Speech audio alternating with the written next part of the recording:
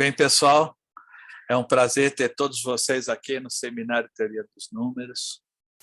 Hoje temos o prazer de ter a Bruna conosco, falando sobre o que ela estudou durante o período de mestrado e tal.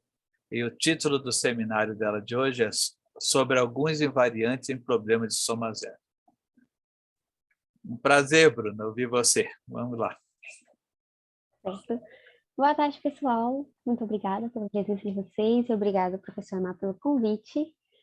O que eu vou apresentar aqui para vocês hoje é um pouco do que eu fiz no mestrado, lá no UFV, sob orientação do professor Abílio, que ele inclusive está aí. Obrigada pela presença, professor. E vocês já conhecem ele tem apresentado sobre os seus, tanto no workshop quanto no semestre passado, sobre os últimos resultados da pesquisa dele em soma zero. Então, em problemas de soma zero, então todos estamos aí habituados com essa linguagem, ok? O objetivo do meu trabalho foi estudar a solução de alguns problemas de soma zero. O que isso significa? Estudar como se determina valores exatos ou limitantes inferiores ou superiores, em casos mais gerais, de alguns invariantes. Esses invariantes ou constantes são objeto de estudo dos problemas de soma zero. E eu trabalhei com eles frente a alguns grupos, ou algumas classes de grupos específicos. E aí a gente estava interessado em estudar resultados que determinavam os valores exatos em alguns casos, ou davam os limitantes em outros, bem como também relações entre eles. Então, eu vou apresentar aqui para vocês algumas relações envolvendo dois invariantes, por exemplo, como eles se comportam, certo? Então, vamos lá. Começar com uma pergunta típica de apresentações desse tipo. Dado uma sequência de números inteiros e um número natural fixo, a minha pergunta é: quando que eu posso garantir que dentro dessa sequência de números inteiros exista uma subsequência de tamanho n cuja soma dos elementos é um múltiplo de n? Então, quando que eu consigo extrair dessa sequência n números, n elementos com essa propriedade? Essa pergunta foi respondida em 1961 por esses três matemáticos, Erdős, Ginzburg e Zivig, e a resposta é 2n menos 1. Toda sequência de números inteiros de tamanho 2n menos 1 possui uma subsequência de tamanho n, cuja soma dos elementos é um múltiplo de n. E esse resultado é particularmente importante para a gente, porque ele foi o precursor de toda a teoria que veio a ser formalizada depois. A gente vai ver, quando definir os invariantes, a gente vai definir o invariante que é a constante de Erdős, Ginzburg e Zivig, e aí, com a definição da constante, a gente vê que o teorema de Erdős-Ginzburg-Zivig ele dá o limitante superior para a constante quando o conjunto peso em questão é um unitário comum e o grupo em questão é o grupo cíclico de ordem n. Então, ele foi importante nesse sentido.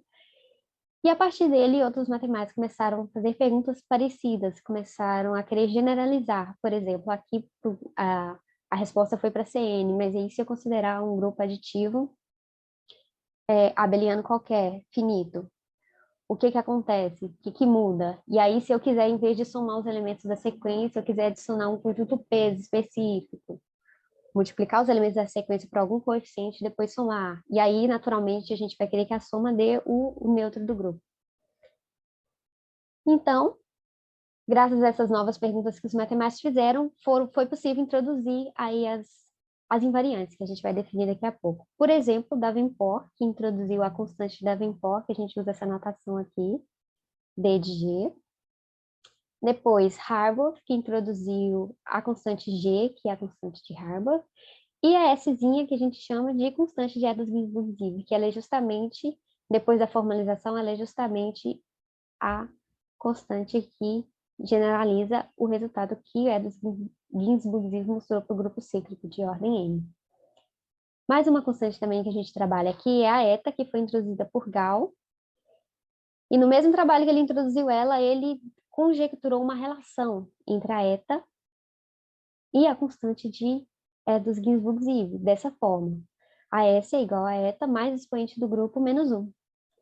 E aí, inspirados por essa relação, a gente vai estudar uma relação parecida com ela. A gente vai estudar essa relação para o caso em que a gente acrescenta um conjunto peso, e vamos estudar uma parecida com essa também, eu vou mostrar para vocês, envolvendo um conjunto, envolvendo a constante de Davenport e uma outra constante, que a gente vai definir, ok? Então, vamos lá. Vou começar estabelecendo algumas notações, para a gente entender o que é um problema de assoma zero, o que é uma sequência de assoma zero. Então, vamos lá. Vamos fixar um grupo abeliano aditivo finito, com expoente n, e a gente vai denotar uma sequência de elementos de S dessa forma aqui, ó, justapondo os elementos do grupo. Uma forma de escrever os elementos da sequência. Uma outra forma de fazer isso é usando essa notação de produtório aqui, mas é só uma notação, a gente não está multiplicando ninguém. Percorrendo todos os elementos do grupo, do elemento elevado ao número de vezes que ele aparece na sequência. E aí, usando essa notação aqui, a gente diz que a sequência é livre de quadrados quando todos os elementos de G ou aparecem uma vez ou não aparecem nenhuma vez. Então, não tem elementos repetidos na sequência. Ok? Como que a gente denota uma subsequência? Então, para dizer que T é uma subsequência de S, a gente escreve assim, T barrinha S, significa que T é uma subsequência de S. Naturalmente, T é uma subsequência de S quando o número de vezes que um elemento G do grupo aparece em T é menor ou igual que o número de vezes que ela aparece em S, certo? E a gente denota assim a subsequência de S quando a gente tira os elementos de T. Então, T é uma subsequência de S, e se eu tirar esses elementos dessa sequência de S, eu vou obter uma nova subsequência de S, a gente denota assim, uma notação. E pode ser assim também, T é menos um S, que significa a mesma coisa. O tamanho da sequência a gente denota assim, como é o número de elementos dela. Então, usando a notação lá do número de vezes que o elemento aparece, é somar o número de vezes que cada elemento aparece quando se percorre todos os elementos do grupo. E se a sequência não tem nenhum elemento, a gente chama da sequência trivial, e a gente isso, nenhum elemento aparece, é a sequência trivial. A gente usa essa notação aqui, S pertencente a esse conjunto aqui, esse F de G, para dizer que essa é uma sequência de elementos de G. Então, na hora de escrever, seja S uma sequência de elementos de G, a gente escreve assim, seja S pertencente a esse conjunto. Então, esse é o conjunto de todas as sequências de elementos de G de qualquer tamanho.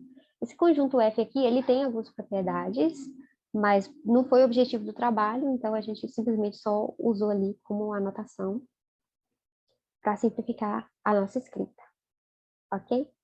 Agora vamos conversar um pouquinho sobre somas de elementos das sequências. Então, vou pegar uma sequência S e explicitar os elementos dela aqui, G1 e GK, de elementos de G, e um conjunto entre um conjunto dos naturais aqui entre 1 e n-1. Lembrando que n é o expoente do grupo. A gente usa essa notação aqui, sigma iniciar de S, sigma minúsculo, para representar o conjunto de todas as somas possíveis dos elementos de S, considerando o conjunto A como conjunto de peso. Então, para cada escolha de coeficientes em A aqui, de pesos em A, a gente vai obter uma soma diferente aqui. E vamos colecionar todas essas somas dentro desse conjuntinho. Se esse conjuntinho A for unitário igual a 1, então a única escolha de peso possível aqui é 1, e aí esse conjunto inteiro se resume a um único elemento, que é a soma dos elementos da sequência. Então, se eu simplesmente somar os elementos da sequência, eu chamo de sigma de S, e é um elemento de G, porque G é um grupo aditivo, e eu estou somando elementos do grupo. Ok? E aí, em vez de somar os elementos da sequência toda, eu posso me perguntar sobre o que acontece com somas de subsequências dessa sequência. E aí a gente pode colecionar todo mundo num conjunto também, que é usando essa notação sigma maiúsculo aqui, iniciar de S. Então, para cada escolha de índices, aqui da minha sequência G1 até GK, cada escolha de índice vai definir uma subsequência, e cada escolha de pesos vai definir uma soma para essa subsequência. Então, eu vou percorrer todas as subsequências e todas as escolhas de peso possível. Isso vai gerar várias somas e vou colecionar todas nesse conjunto sigma A aqui. E aí, às vezes, pode ser necessário incluir a sequência trivial, e aí a gente tira essa condição aqui desse conjunto C, do conjunto de índice diferente vazio, porque aqui eu estou colecionando só as não triviais, e adiciono um zerozinho aqui, para indicar que a sequência trivial está aqui, E aí a gente condiciona que a gente convenciona que a soma da sequência trivial é zero. Somar zero elementos dá zero. E fica nesse conjunto aqui. Pronto. A gente tem um conjunto das somas de S, considerando o peso, das somas dos elementos de S, considerando o peso, e das somas das subsequências dos elementos de S, considerando o peso. Então, se o zero nesse caso é o neutro do grupo. O grupo aditivo a gente chama de zero neutro. Se ele tiver no sigma minúsculo de S, então quer dizer que existe uma combinação, uma escolha de pesos do conjunto A, tal que quando você adicionar ali como coeficiente os elementos de S e somar todo mundo, vai dar o zero do grupo. Então, a gente diz que S é uma sequência de A soma zero, quando ela tem essa propriedade. Caso zero pertença ao sigma maiúsculo, então S possui uma subsequência não trivial de A soma zero. Alguém ali dentro, alguma subsequência lá, e alguma escolha de peso nos faz obter a soma zero. Ok? Então, isso significa a sequência ser de A soma zero, e aí as nossas perguntas vão ser: quando que eu consigo garantir que o zero está nesse conjunto? E outra coisa que é importante também, cada invariante que a gente vai definir, ele exige uma condição sobre a subsequência. Então, ok, zero está nesse conjunto, mas eu não quero que esteja em qualquer subsequência, eu quero que a subsequência atenda a uma propriedade específica. E aí cada constante vai ter a sua propriedade específica. Vamos ver isso agora. Vamos definir nossas constantes. Eu gosto de falar constante, mas pode ser invariantes também. G, fixando aqui G, o grupo finito abeliano aditivo com expoente n, e o nosso conjuntinho de pesos de 1 até n-1, um subconjunto desse conjunto. Todos os invariantes, eles têm uma propriedade em comum, que é o seguinte: eles significam o menor tamanho possível de sequência de elementos de G, tais que você pode garantir a existência de uma subsequência de A soma zero. E aí, para cada invariante, essa subsequência de A soma zero vai precisar obedecer uma restrição específica. Então, vamos lá. A restrição específica que essa constante E inicial de G exige é que a subsequência tenha tamanho cardinalidade de G, número de elementos de G. Então, é o menor t natural, tal que toda sequência de elementos de G possui uma subsequência, não, tal que toda sequência de elementos de G desse tamanho, ou de um tamanho maior que esse, possui uma subsequência de A soma zero de tamanho cardinalidade de G.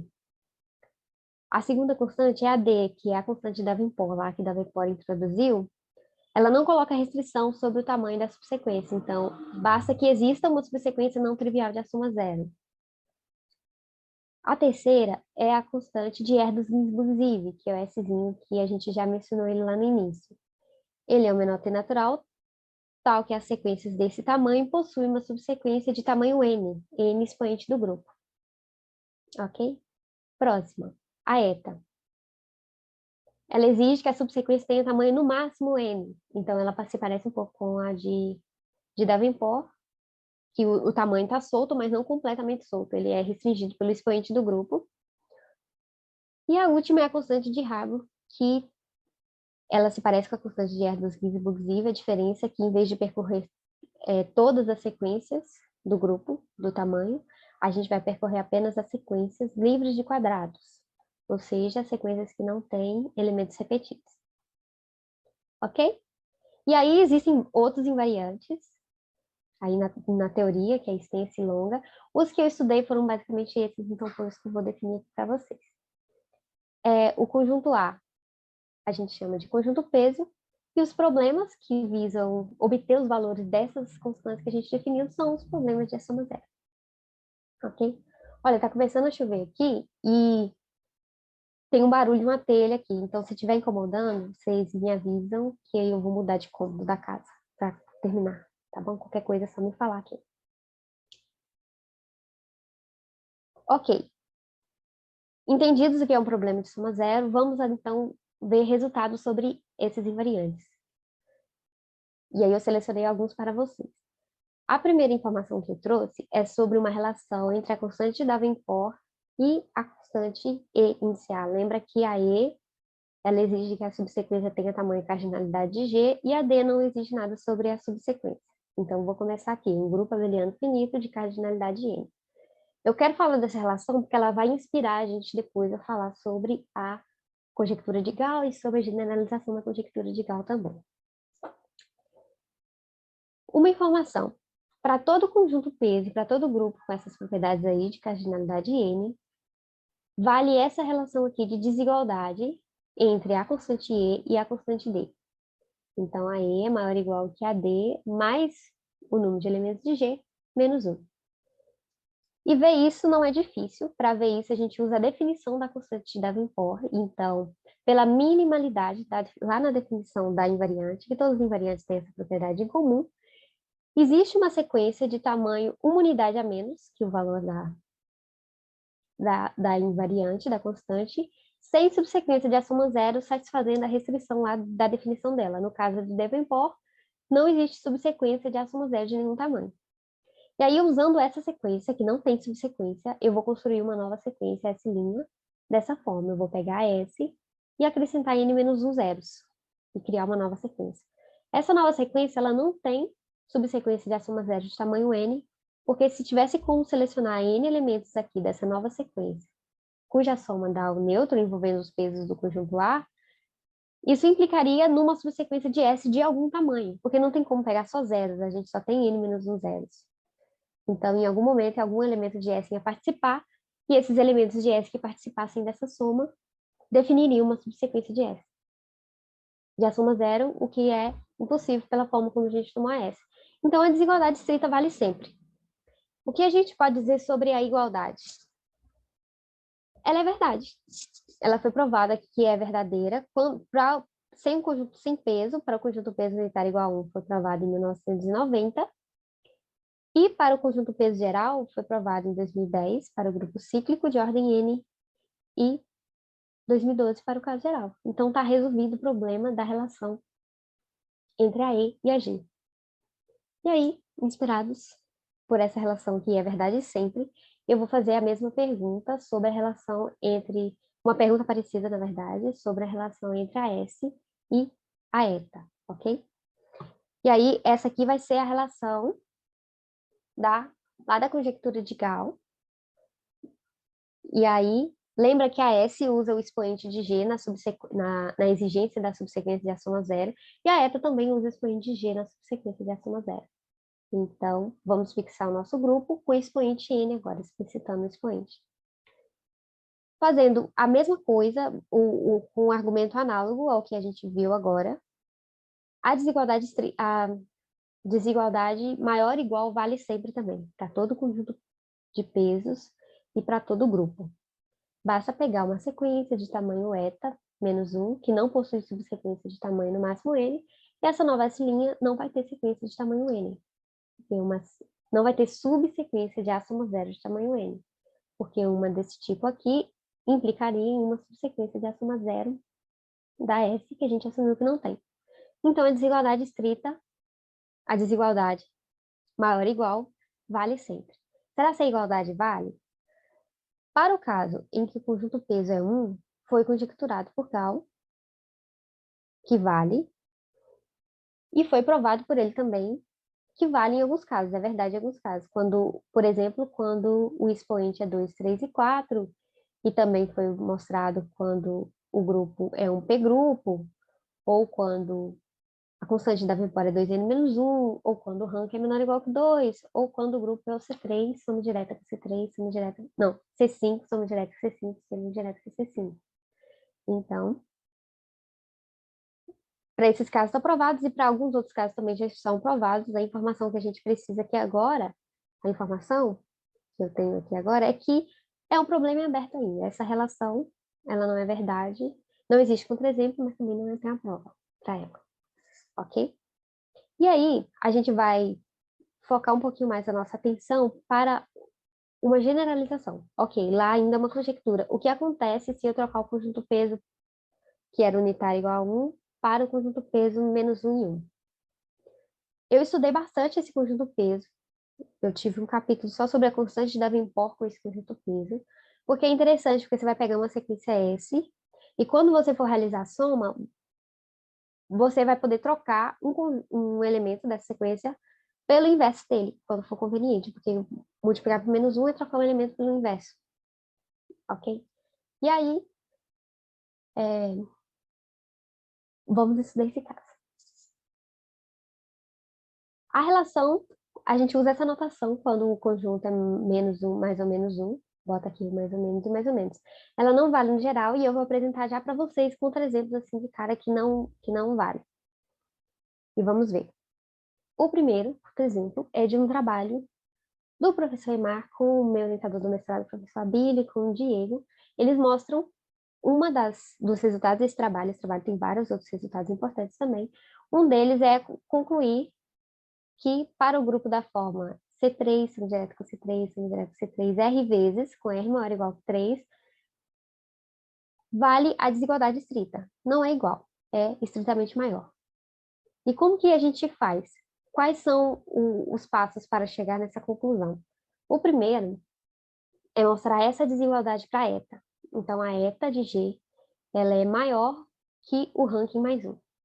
E aí, justificar isso, geralmente, em problemas de soma zero, encontrar um limite inferior significa encontrar um contra-exemplo, ou seja, encontrar uma sequência desse tamanho que não satisfaz lá a propriedade da definição. E aí, nesse caso, a gente consegue construir a sequência explicitamente uma sequência com R elementos, onde o iésimo elemento é a R upla com 0, 0, 0, 0 e 1 na iésima entrada. E aí é impossível você combinar esses elementos com os pesos mais ou menos 1 e obter o zero do grupo, que seria 0, 0, 0, 0.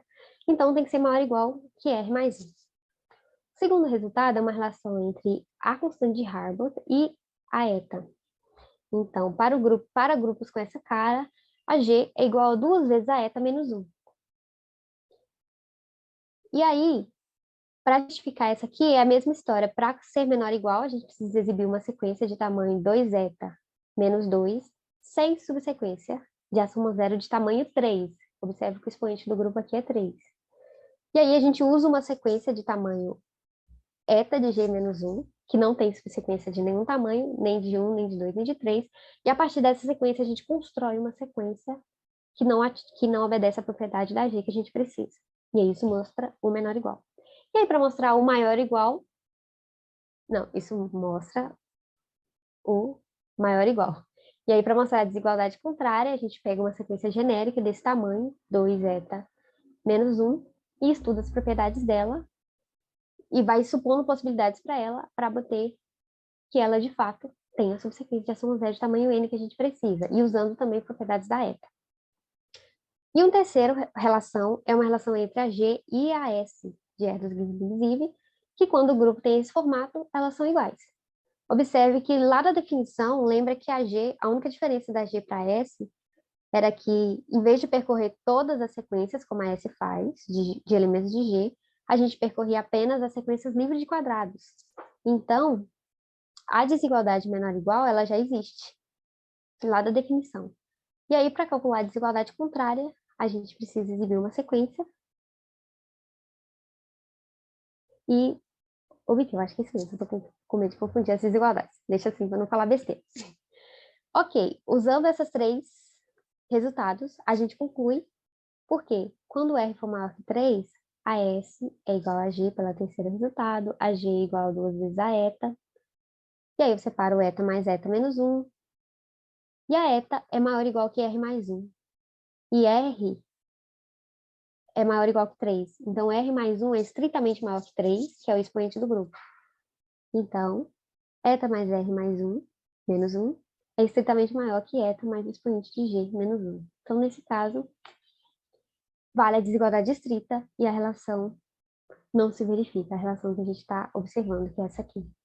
Ok? Esse é o primeiro exemplo.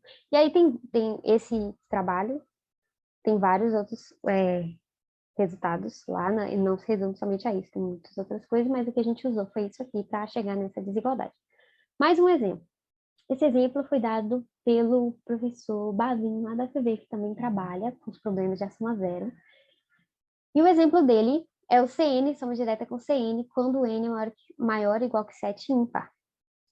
E basicamente o que a gente faz aqui é o seguinte, primeira coisa, mostra que o eta é menor ou igual que N, certo?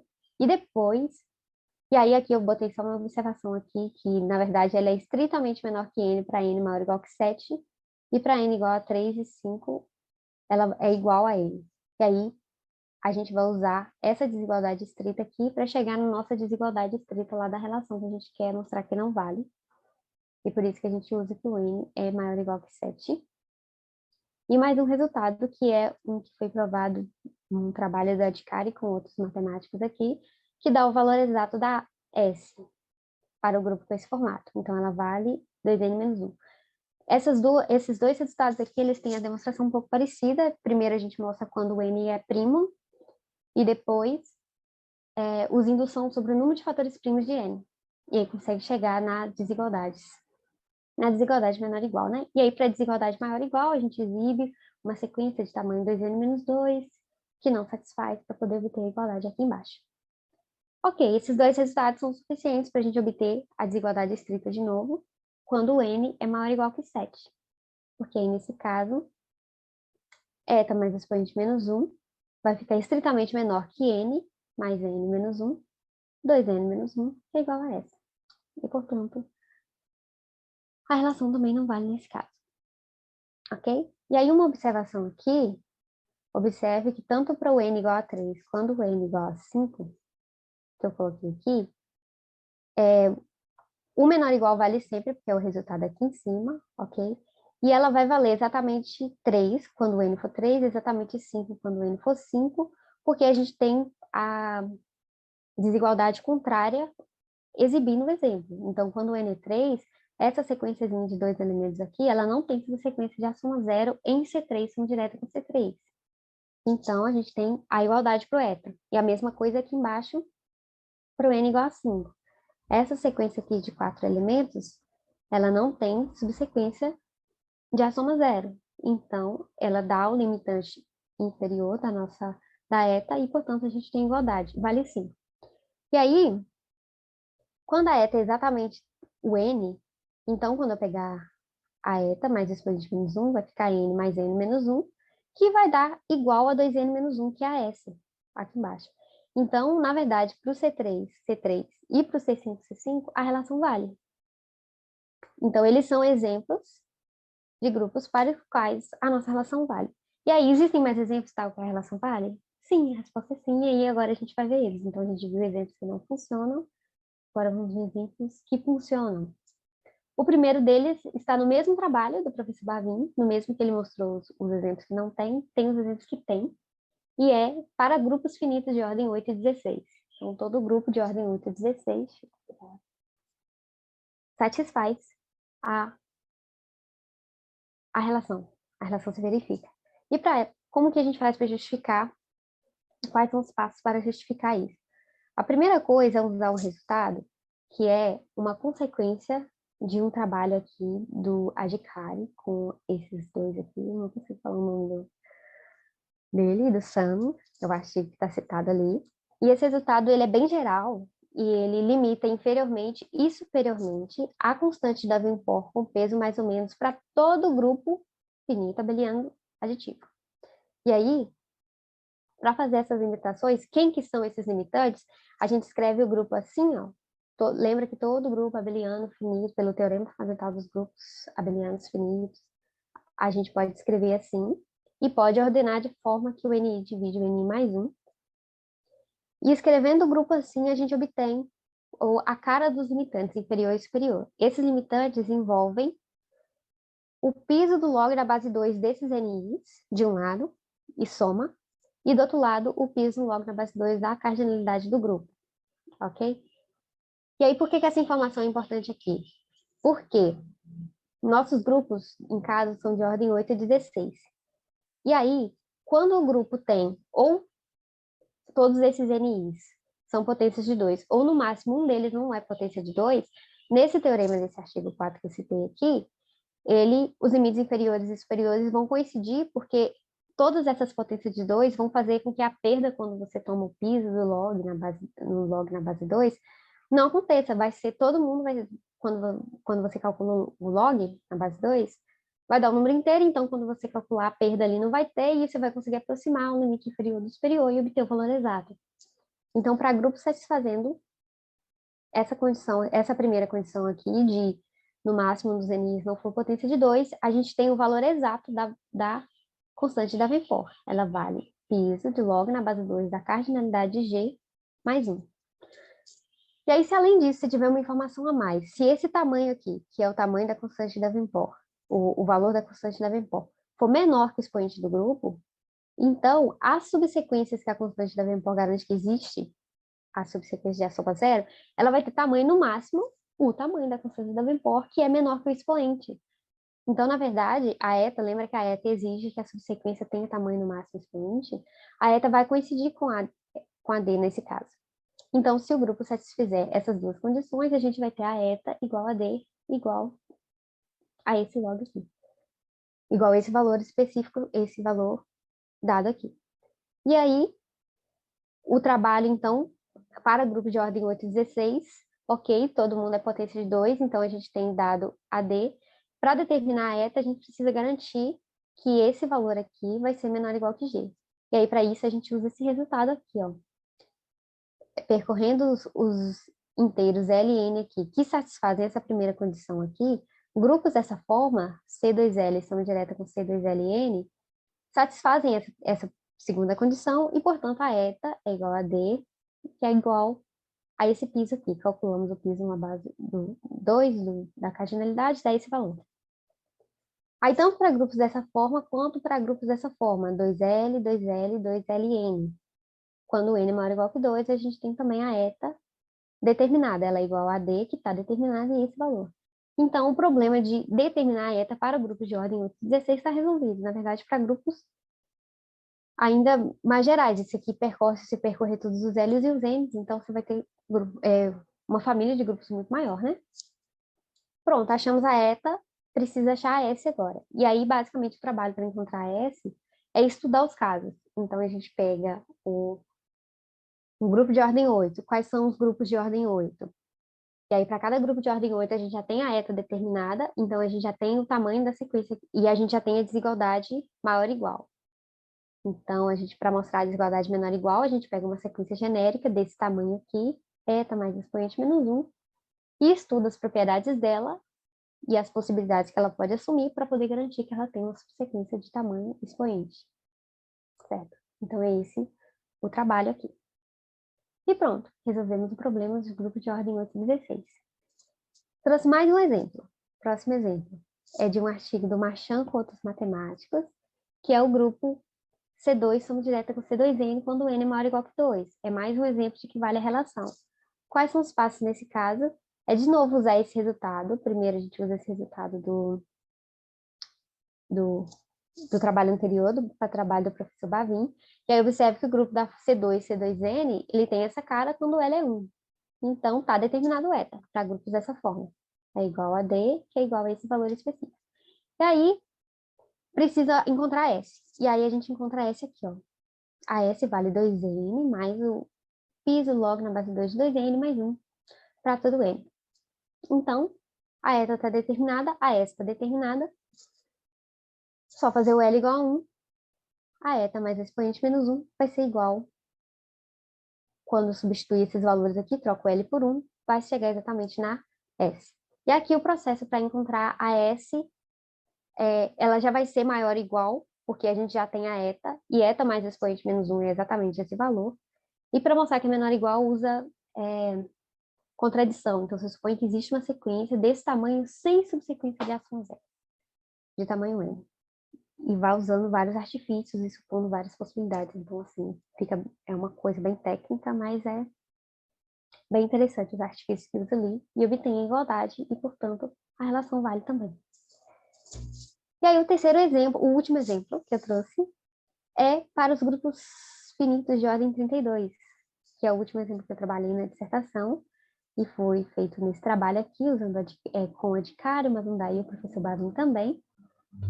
E aí, aqui, o que faz é o seguinte, vamos calcular o S e a eta, pega um grupo de ordem 32, quais são os formatos que ele toma, e vamos estudar casa por casa. A eta já está determinada porque o grupo de ordem 32 tem a mesma cara lá que a gente viu dos grupos que você escreve condição direta, de potências de 2, então determina a eta. Para determinar S, aí é um rolê. Tem todo um... Tem que dividir em casos e estudar cada caso. E aí, na minha opinião, o caso mais trabalhoso é quando o expoente do grupo é 4, que aí tem que estudar, realmente dividir em vários casos. Então, você vai pegar uma sequência do tamanho que você quer mostrar que a S é menor ou igual. E agora vamos lá, temos que garantir que a sequência tem uma subsequência.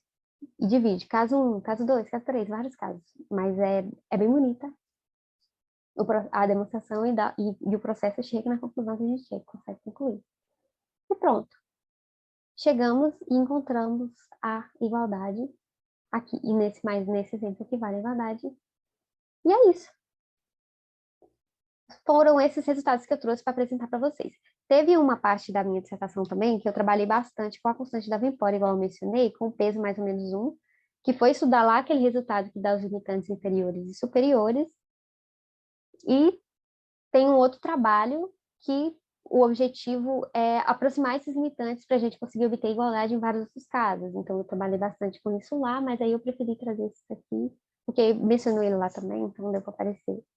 Aqui estão as referências dos resultados que eu citei, todos os artigos que eu citei nessa última parte. E obrigada. É tudo. Oi, Bruna, você foi bem econômica, muito bom. Muito bom. Vamos Na hora que a abrir gente aqui. está preparando, a gente tem medo de demorar muito tempo, na hora que começa a falar, faz... Vai mais rápido. Não, mas tá bom, o tempo É. foi bom. Vamos abrir então para perguntas e tal. Estou vendo a Bílio aí, o Bavim, todo mundo. Né? Mas vieram assistir, meu Deus. Rapaz, É vamos bom, é bom, é bom ver a Bruna apresentando, né? Como que ela evoluiu para se expressar, para apresentar. Parabéns, Bruna. Obrigada, professor. Gostei Professor, o muito. Abílio já sofreu bastante comigo para ensaiar essas apresentações. A primeira vez que eu fui apresentar para o mestrado, para treinar a defesa, foi horrível, não consegui sair da introdução. Mas a gente vai, né? Com a experiência, vai melhorar. Eu queria só comentar, né? Porque você definiu a função de Halbert, mas você não apresentou nenhum resultado para ela. E, de fato, para provar aquela relação, que a relação é verdadeira para aquele caso do Marchand e Ordaz, o seu terceiro exemplo, né? Deixa eu voltar lá. Depois do de ordem 8 e ordem 4, Que eu igualo ele com a não, duas vezes é para zeta, né? baixo, volta, pode descer. Vai, mais um pouco, pode mais um, no outro slide. Vai, mais um. Aí, volta, naquele slide anterior. Isso, Aqui. aí. De fato, para você provar essa segunda bolinha sua aí, você precisa usar a constante de Halbert, né? Com peso mais ou menos 1. Ah, usa ela aqui na demonstração, né? Eu não tava Exatamente. lembrando. Você só consegue provar essa igualdade aí porque você sabe o resultado da constante de Halbert para esse grupo aí. Exatamente no artigo deles, eles provam primeiro isso e para poder concluir esse resultado que vale a igualdade para esses grupos aí, né? Então é onde que Exatamente. você usou a constante de Halbert. Exato. Porque assim, Eu você não lembro. tem nenhum resultado para a constante de Halbert na sua apresentação toda. Então por que você definiu, né?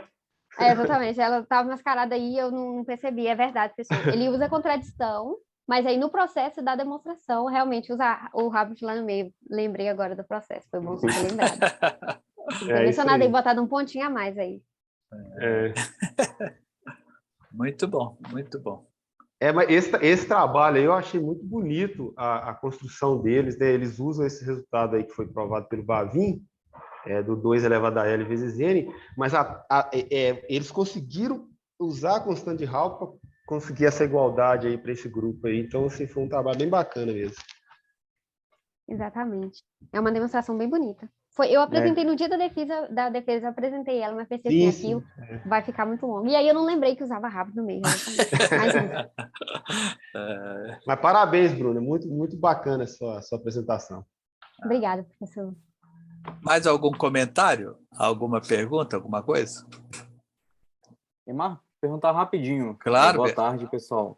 Boa tarde. Bruna, parabéns pela apresentação. É só como curiosidade, você pensa em continuar estudando exatamente esse tópico no doutorado? Então, a princípio, não. Eu comecei aí, eu fiz a qualificação no semestre passado, então não estou com muita coisa pronta ainda não, mas aí o professor Emar já me sugeriu algumas coisas sobre as coisas que ele tem estudado agora, sobre formas aditivas, que o pessoal está defendendo nos pH e tal. Então, a princípio, eu vou seguir por esse caminho, mas nada me impede de, no futuro, voltar aí para os problemas de soma zero, por que não? Dependendo de... Mas igual o professor, vocês estudam várias coisas, né? Então, talvez eu tenha também a capacidade para fazer várias linhas ao mesmo tempo um dia, quem sabe. Mas é porque o meu interesse em problemas de soma zero surgiram, Bruna, porque quando você faz contração de variáveis em formas aditivas, dependendo de onde você está trabalhando, no fundo você está resolvendo um problema de soma zero. Essa foi a motivação, né? E quando... Será que eu vou conseguir usar coisas? O Emar, eu me lembro bem do trabalho do Tertuliano, que vocês conseguiram resolver exatamente por causa do problema de soma zero. Pois é. Definindo aquela sequência extrema livre de soma zero, né? Pois é. Aquele invariante lá. Assim, nós fomos aprendendo com a Bíblia e aplicando. Faz a tese de um. Coitado de mim. Não, muito bom, hein? Mas está tudo ligado, né? Tudo está relacionado. Mais algum comentário, alguma coisa? Então vamos agradecer a Bruna mais uma vez. Obrigado, Bruna. Muito obrigada a vocês também. E nos vemos na próxima semana com o Matheus, não é isso? O Matheus falando sobre questões de semigrupos. Tá bom, pessoal. Deixa eu parar a gravação aqui.